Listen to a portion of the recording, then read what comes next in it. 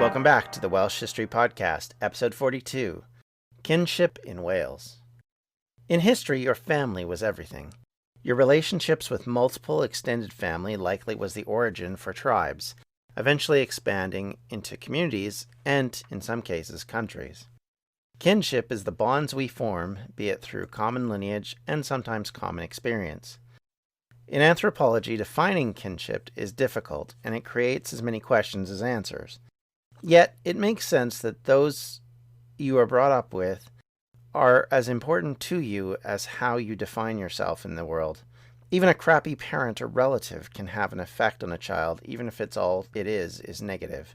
In early medieval Wales, kinship was a part of the boundaries that separated each other from their Saxon and Anglo neighbors. It was the key component in the function of Welsh society and could be blamed for the problems within the system going into the post-Norman conquest period. Now, I'm going to be honest with you and say I was terrible at anthropology during my time at university. I took the course twice. I never really did better than just basically passing, and some of the concepts and some of what people got hung up on confused and, to be perfectly frank, irritated me at times. I have no idea why, but I always struggled trying to get fascinated by the arguments of culture and kinship. Yet, studying this week, I found this issue very interesting, and the Welsh particularly a fascinating study in how kinship works. Because it doesn't work the way you would think it would, at least not in this period. Often when we look at these things, we often think of it in the English form of kinship, and the Welsh were much more modern in their standpoint, and in a way that was to their detriment. So why was it so fascinating? Well, understanding the way Welsh kinship rules worked helps us understand inheritance and how that influenced Welsh kingdoms right up until the last prince was killed. Also, these rules defined how societies had worked and may have existed long before the advent of the Romans, let alone the Normans. We don't really know when these rules began. In fact, one could argue that they may have pre-existed even what we would call history, particularly in Wales. Now, think about how family rules work. Currently, your immediate family is paramount.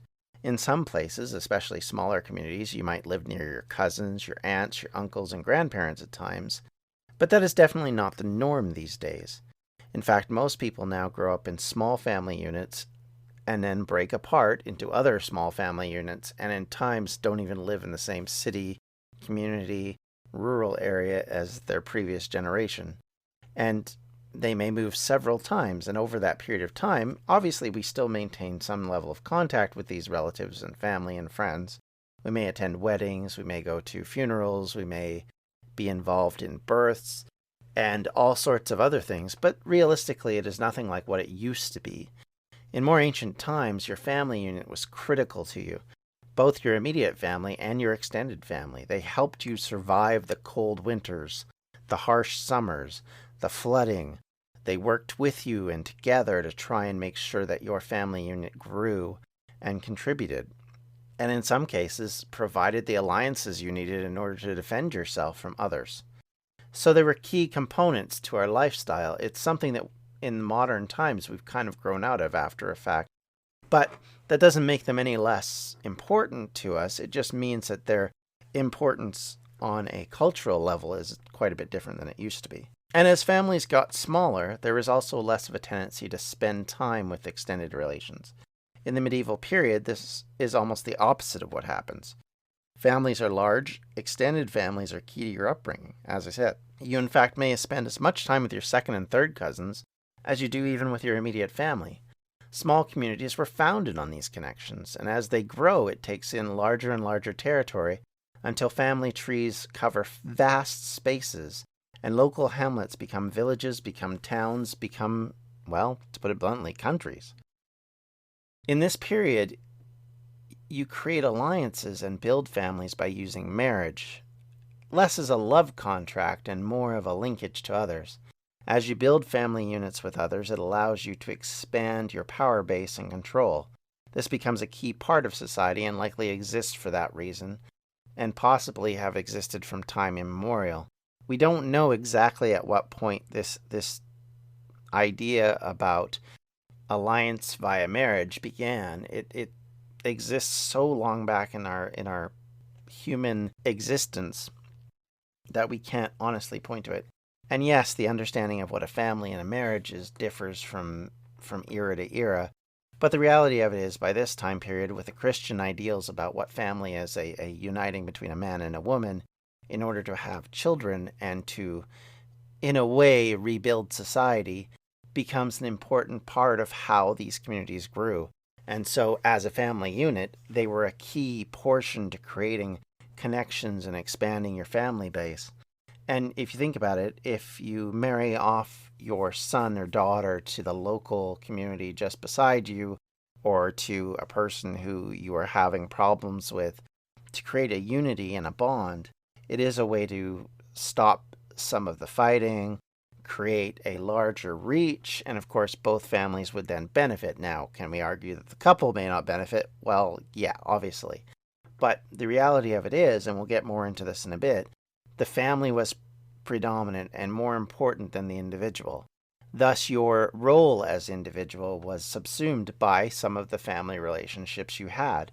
And your name, in other words, your last name, was more critical to you than your first name in that case. Of course, in the Welsh history, patronymics, or your father's names, were part of the larger ideal and the larger understanding. In fact, you wouldn't talk about yourself as being your first name only, but you would be your first name, son of or daughter of, depending on your situation, this man who is a son of this man, who is a son of this man, who is a son of this man, who is a son of this man, who is a son of... and go back as far as you predominantly can. And in fact, it creates a larger linkage the farther back you can go. So of course it's critically important to you. If you think about it, if for you as an individual to prove your relationship with others, you can go, as I could in my case, I can say, I am Jonathan, the son of Vernon, the son of Stanley, the son of Owen, the son of Owen, son of William. Now everybody who's descended from William is now a relative and a linked person to me. So for me, that is a key component of defining who I am. And that's part of the reason why patronymics and this idea of being the son of the son of the son of the son of the son is so critical in the Welsh kinships and the Welsh family building. And initially, if we look at the first level of kinship, the co-heir, your descendancy from 4 generations is critically important in that. Now, what is a co-heir? A co-heir is someone who equally inherits something, be it land, be it titles, be it money and property. All of this comes back to the fact that you are a co-heir.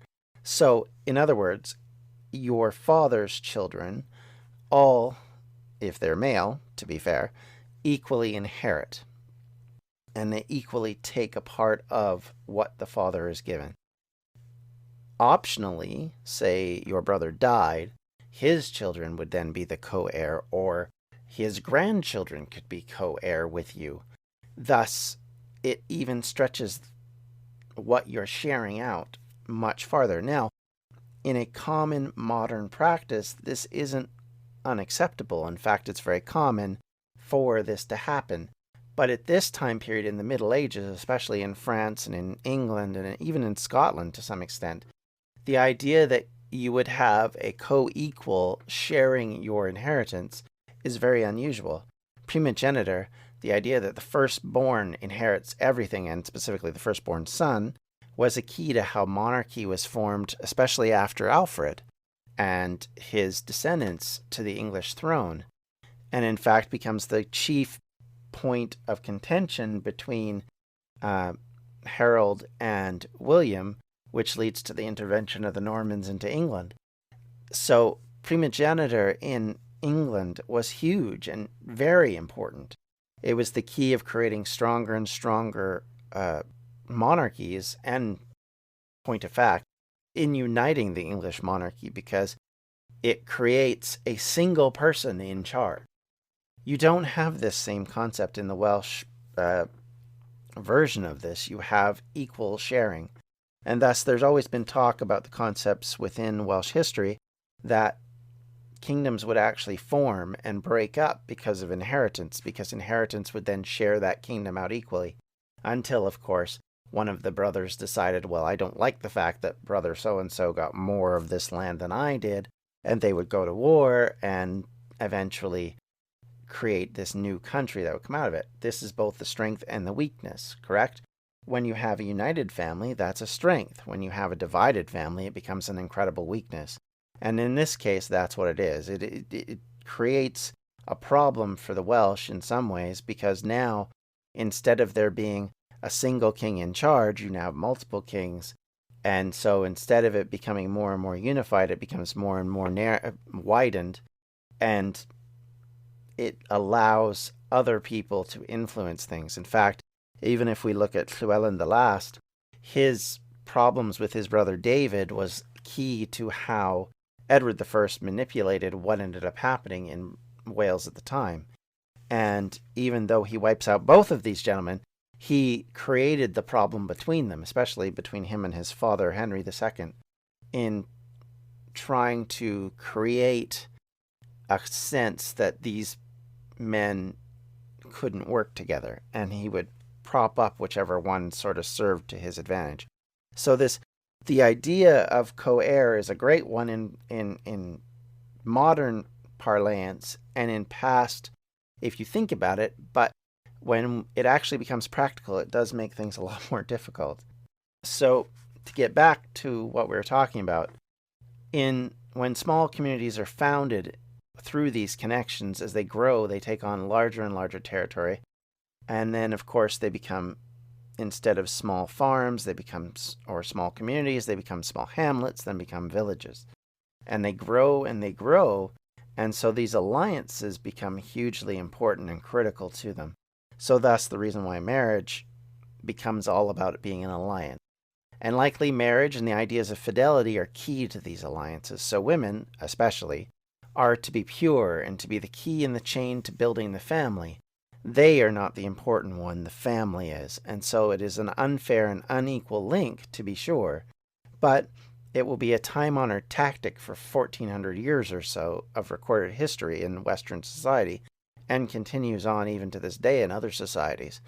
And yes, it's not fair to those women, and to be fair, not necessarily fair to the men who are married to them, because your desire for love is subsumed by the interests of the family. And we know this to be a common problem which happens later on in all sorts of societies. But it is one that you can see in the Welsh society, even going back to the early Middle Ages, where a woman's place is as a piece of property rather than as a co-equal. And whereas before they may have been fellow soldiers, they may have been queens and leaders of society, thanks to the Romans, thanks to Christianity, and I don't mean this to be critical of them, but rather their cultural ideas create a situation where the woman is seen as not being equal, not being the same, and against what previously had gone before, becomes a part of the family unit, which is now your most important item and your most important link. Your kinship and its role is way more important at this point than an individual. Again, I keep hammering away at that, but that's one of the big takeaways here. And this will continue throughout this society because of this type of thing. So what is unique to Wales, and why do we make a point of discussing kinship in order to better understand why Welsh kings were both unified and separate thanks to these rules? Welsh kinship is based on a double system.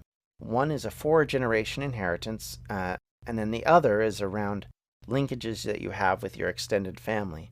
We mentioned sort of where the 4 generations come in as co-inheritors, and how you would inherit things based not on the fact that you were the firstborn son, but rather that you were a co-equal with others who would then inherit with you.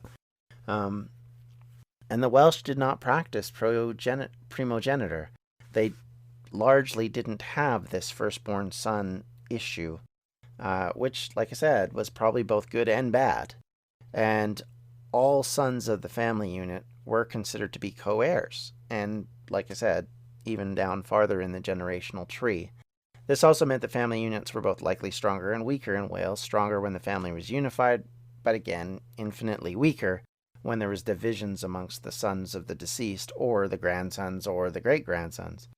The second phase of kinship was called the Cenedl, and I hope I'm saying that correctly.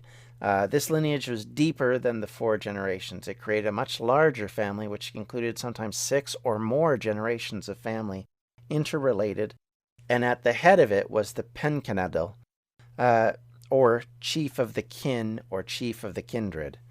This male was effectively the head of the family, and represented the presiding authority who determined negotiations with other families, handled disputes, and finally determined who was or was not a member of the family. The Cenedl is not simply your cousins, it's your second cousins, your third cousins, your fourth cousins. Anybody almost who is related to you in any way is a part of the Cenedl. And this Cenedl becomes the unit that obviously would make sense as a governing unit. Now, this is where there's some exclusivity. And like I said, while it does sound similar, there are some differences with other communities and other cultures. The Pencenedl was considered high in status, and they were the key to how the family functioned. These Pencenedl were the key people, key authority figures, and their authority was considered to be paramount. Their decisions actually overrided the family decisions, and in one case, there's a discussion about the fact that the Pencenedl does actually decide whether or not someone born out of wedlock is considered to be a member of the family or not. Because, of course, obviously in this idea of Welsh inheritance and Welsh descendancy and how critical it was, the idea that you would not be a legitimate heir would be a huge disservice or a huge problem for you. You end up suddenly isolated, and in Welsh society that appears to be a hugely important problem and would create a level of issues for you which you wouldn't be able to easily overcome.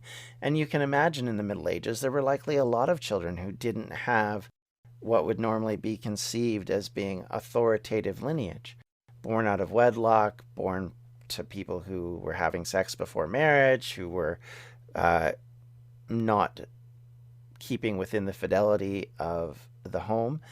And I think if you look at Gildas, this might explain why he railed away so often on this.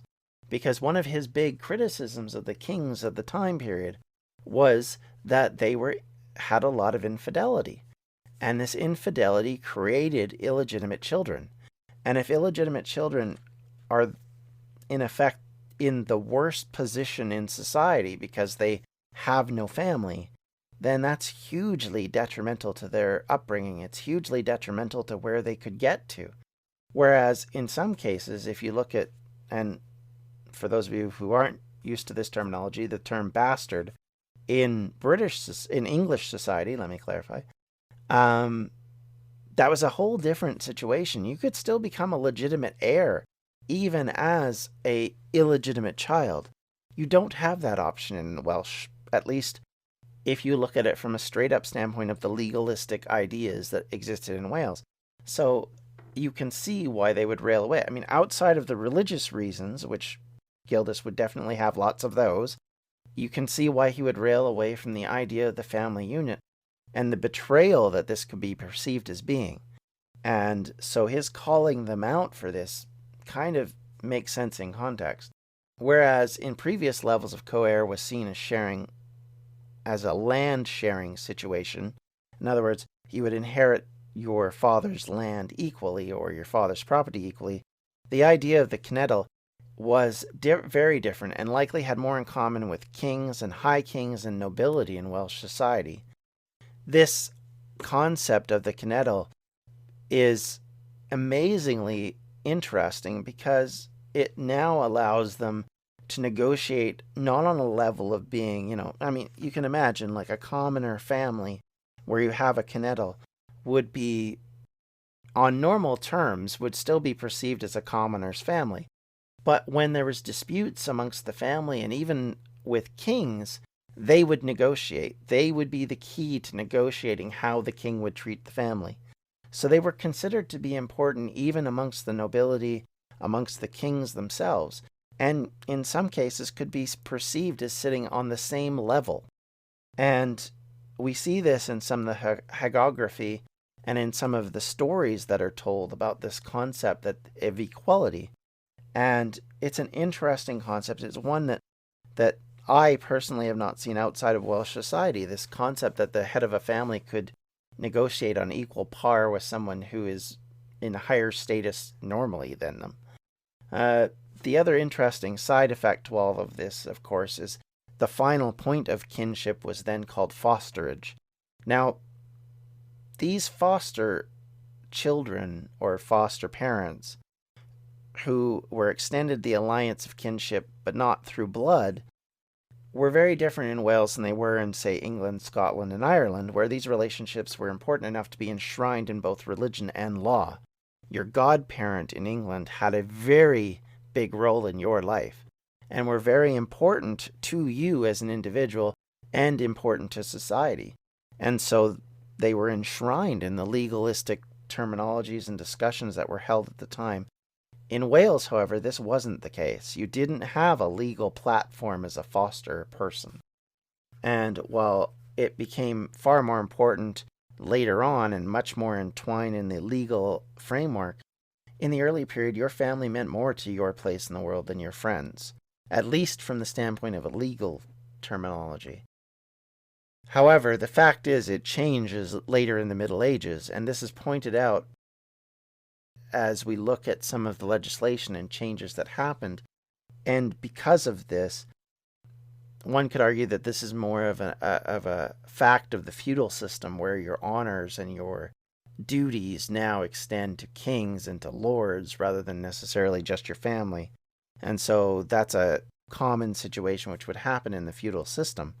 So it would make sense that that would change away from the kinship system that was previously enforced. However, even if this nature is informal in the period we're talking about in the 5th, 6th, and 7th centuries, they're still key component. And they're still talked about in Welsh stories, in Welsh documents, and in Welsh lineage charts. And they're talked about in a way that, even as they're informal, still have a real role to play. And some scholars have suggested that this may have even gone so far as to going into teachers and students. Your teacher became your foster parent. They looked after you. They watched over you. And you were their foster child after a fact. Some scholars suggest that maybe this was a very ancient idea that may have even began as early as Druidic times. And so your whole understanding of kinship and linkages are, again, in the Welsh concepts are different, unique in some ways, not so unique in others. But it's interesting to see how the idea of a level of authority offers a parental position, and this concept that rather than just being associates, family units were critical and important. I mean, once you're talking third and even fourth cousins, really, you're almost talking people we would not even consider to be related to us, but just maybe having the same last name. Well, now these people are going to talk about the fact that they are linked going back decades of generations and even up to 100 years of generations, now all of a sudden are a key component. And it makes perfect sense why the Welsh honored and looked at that patronymic style as being so important to them, and why surnames, when they're brought in with the English, are ridiculed and not treated as being equal or get mistreated after a fashion in the way that the patronymics aren't. Because at the end of the day, kinship is critical and has been key in the Welsh psyche for so many years, and probably back to ages where history was not kept. And it's hugely interesting to see how that developed and how it continued to be important in the Welsh government, in the Welsh community, in the Welsh society, and in everything about it, and how influential that continued to be far past its time of, well, some could argue usefulness, and how it creates the problems that they have with others later on. But we'll talk about this more as we go, I'm sure. And we'll definitely get into the king's roles in all of this, because it will be a key component to the discussions and conflicts that exist in Welsh history going forward.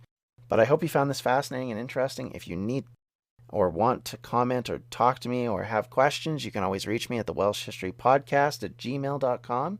You can reach me on Twitter at Welsh History Pod, or if you want to talk to me about other things, and hey, even throw Welsh stuff at me, my personal Gmail account is, my personal Twitter account is JohnDMP. You can also find us on Facebook at facebook.com/Welsh History Podcast. Please, if you have questions or comments, you can always ask them on there. If you want to share photos with us on there, that's great. People are always fascinated by that. I'm fascinated by it. I love to see the things you find, because you guys can see things that I haven't seen, and you have ideas and perspectives that are different from me, which is great.